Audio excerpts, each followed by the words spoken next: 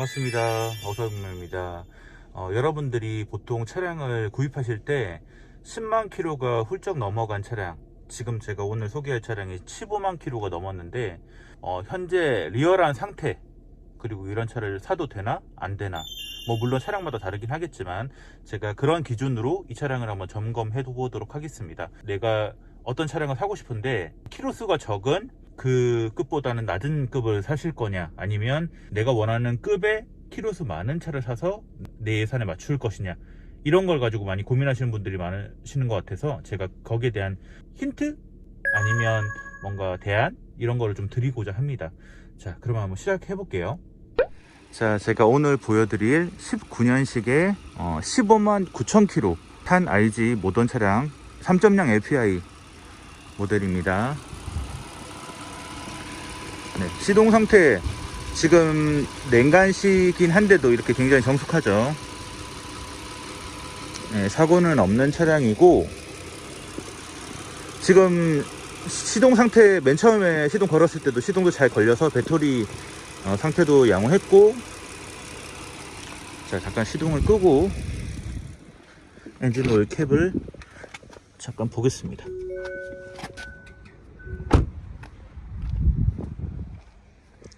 자, 엔진 오일 캡을 열었을 때 찌들어 있거나 그러지 않은지 한번 보겠습니다.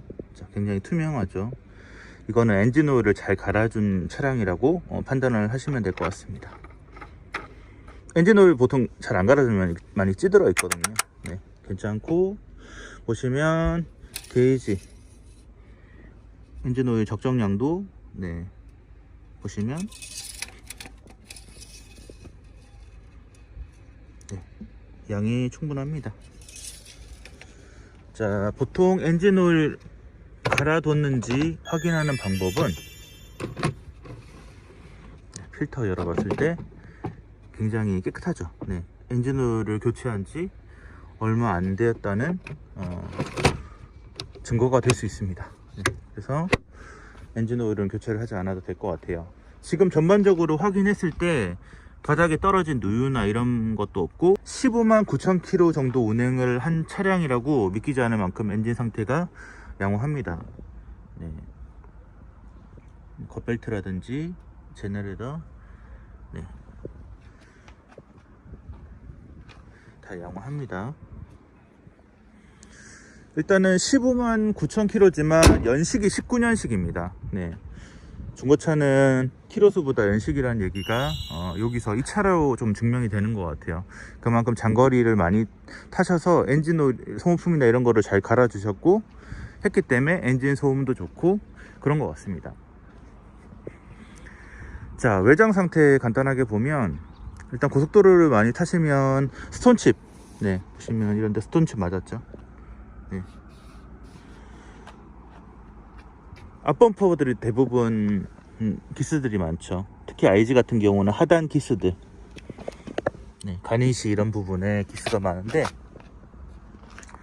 네, 그것도 앞범퍼 한판 도장으로 작업을 하면 됩니다. 보통 10만원 정도 예상을 하시면 되고, 자, 타이어 트레이드 같은 경우는 보시면 지금 이 정도는 한 50% 정도 보여지는데, 네, 그렇습니다. 뒷타이어도 한 50% 정도 보이고, 외장 같은 경우는 뒷범퍼도 약간 기스 있네요.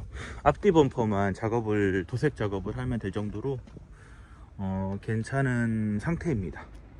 이게 지금 그라파이트 컬러예요. IG 메인 컬러라고 할 수 있죠. 그라파이트 약간 먹색 계열이라고 보시면 될 것 같습니다. 자, 등속 조인트 한번 보겠습니다.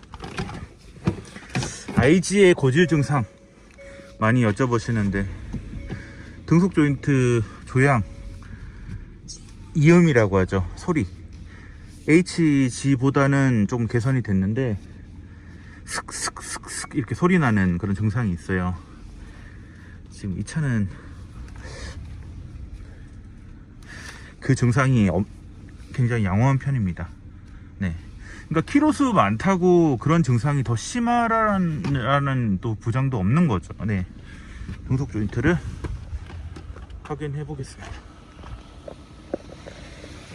자, 안쪽에 있는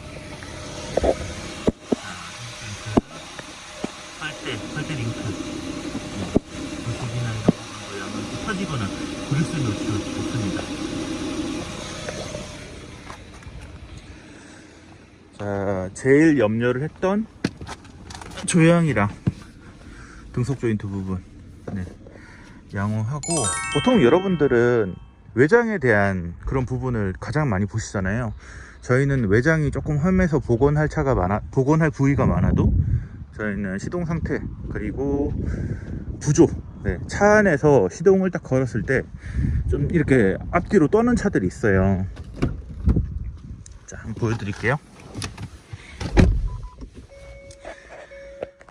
자, 시동을 걸었습니다.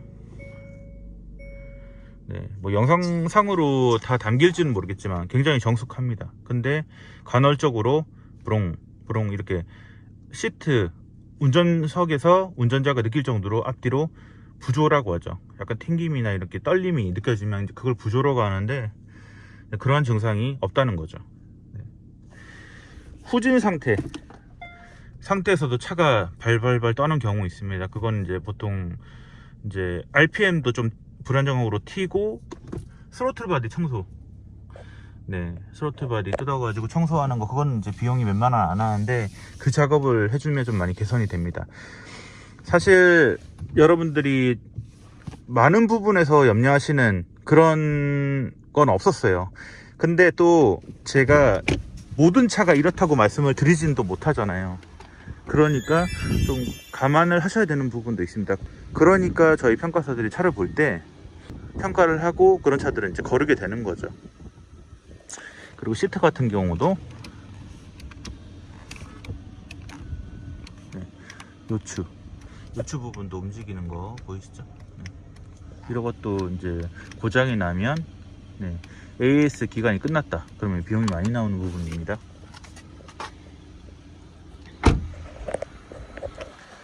자, 보통 타이어 같은 경우를 한 번 더 말씀을 드릴게요. 자, 주행 중에 차량이 심하게 떤다, 거의 99% 타이어 문제라고 보시면 됩니다. 타이어 얼라이먼트가 안 맞거나, 아니면 타이어가 윈터 타이어거나, 아니면 타이어가 뭐 펑크가 났을 수도 있고요. 아니면 뭐 타이어 자체가 거의 마모가 돼서 타이어 교체 주기가 왔을 수도 있습니다. 근데 주행 중에 차량이 발발발 떤다, 핸들 자체가 막 옆으로 막 이렇게 움직인다, 그런 걸로 이제 엔진 문제라고 생각하시는데 그런 거는 아니고, 보통 타이어를 갈아주면 다 해결이 됩니다. 타이어는 소모품이니까, 네, 낙찰 받으시고 교체하시는 게 가장 이상적이죠. 네. 그리고 가스차 같은 경우는 시동 올라오는 타이밍이 조금 늦어요. 네, 이것도 참고하시고, 시동이 조금 늦다고 이렇게 연락 오신 분들 계시는데, 가스차는 원래 좀 그렇습니다. 원래 예전에 LPG 차량은 더 심했어요. 네, 그렇기 때문에 지금 LPI 같은 경우는 그래도 늦은 편은 아닌데, 그래도 다른 연료에 비해 시동하시고 조금 늦게 엔진 스타트가 올라오는 그런 부분도 참고하시면 될 것 같습니다. 특히 겨울철에 많이 그러죠. 차량의 시동, 자, 이것도 지금 보면 스마트키 배터리 전압이 낮다고 배터리를 교환하라고 합니다. 이거는 이제 서비스 센터나 가가지고 이제 배터리 교환하시면 한 5,000원 정도 받으실 거예요. 네. 겨울철이나 이럴 때 엔진 스타트나 이런 시동을 걸었는데 차량 계기판에 깜빡깜빡 거리면서 시동도 안 걸리고 핸들도 바르르 걸리고 막 차도 부들부들 걸리고 하는 경우 있어요. 그럼 배터리 부분이거든요.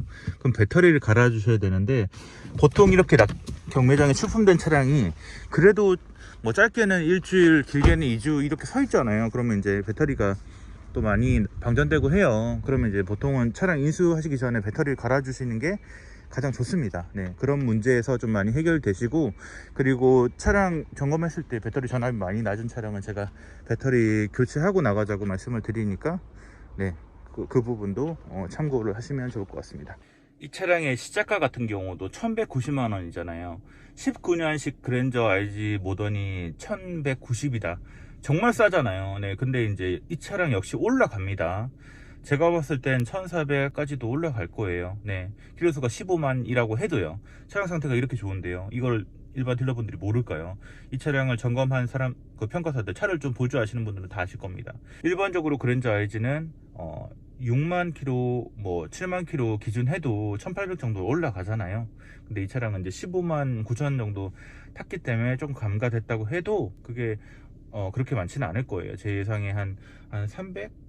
한 300 정도 감가되려나? 그래서 저는 이 차량 한 1400 정도 예상을 해보는데, 오늘 어느 정도 될지도 제가 남겨드리도록 하겠습니다. 자, 제가 오늘 지금 19년식 15만 9천 킬로나 탄 그랜저 IG 차량을 보여드렸습니다. 종합에서 사고가 나오는 차량도 아니었고, 이 등급이 이제 CB라 일반적으로 봤을 땐 단순 정도 나올 거라고 이제 생각을 했는데, 일단 뒤에 휀다가 지금 판금이 나올지 모르겠어요. 뭐 단순으로 나오면, 미미하면 단순으로 나올 거고, 안 그러면 이제 종합 무사고 나올 건데, 키로수가 많냐 적냐에 대한 부분으로 차량을 판단하시기보다 어떻게 보면 최대한 연식이 높은 차량을 좀 구입하셨으면 좋겠어요. 연식이 낮은데 키로수가 적어요. 그 차가 성능에 대한 부분이 좋을지 저는 좀 아니라고 생각하는 사람 중에 하나거든요. 왜냐하면 그만큼 기계라는 건 좀 타줘야 그만큼 길이 들여지고 그만큼 제 성능을 발휘하는 건데, 그만큼 안 타줬다, 막 1년에 뭐 3000km 탔다, 2000km 탔다, 키로수를 많이 탄 차보다는 뭐든지 자주 갈아주고, 네, 자주 운행해주고 한 차들의 상태가 제 경험에서는 가장 좋았습니다. 네, 그렇기 때문에 여러분들도 너무 키로수에 연연하지 마시고, 네, 좀 연식에 예민하셨으면 좋겠어요. 네, 대부분 이제 요즘에는 16년식 이상부터는 워낙 내구성도 좋고 고장도 잘 안 나요. 오늘 이 영상을 토대로 뭐 키로수 많은 차를 사라 이런 건 아닙니다. 근데 키로수 많은 차를 사셔야 될 때는 이런 부분을 또 감안해야 되는 부분도 있고, 그리고 외장 같은 경우는 많이 탈수록 당연히 많은 그런 외부적인 영향을 받아서 스톤칩도 생길 거고, 근데 복원하면 되고, 네, 이런 부분도 뭐 시트 같은 경우도 많이 탔으니까, 많이 타고 내렸으니까 해줄 수도 있고, 뭐 그런 부분도 이제 생활기스 같은 경우는 또 감안하시고, 네, 이렇다고 하면 구입하시는데 전혀 불편함이 없으실 거라고 생각이 됩니다. 오늘 영상 조금 길었는데 좀 다른 접근으로 많이 인사드리도록 하겠습니다. 감사합니다.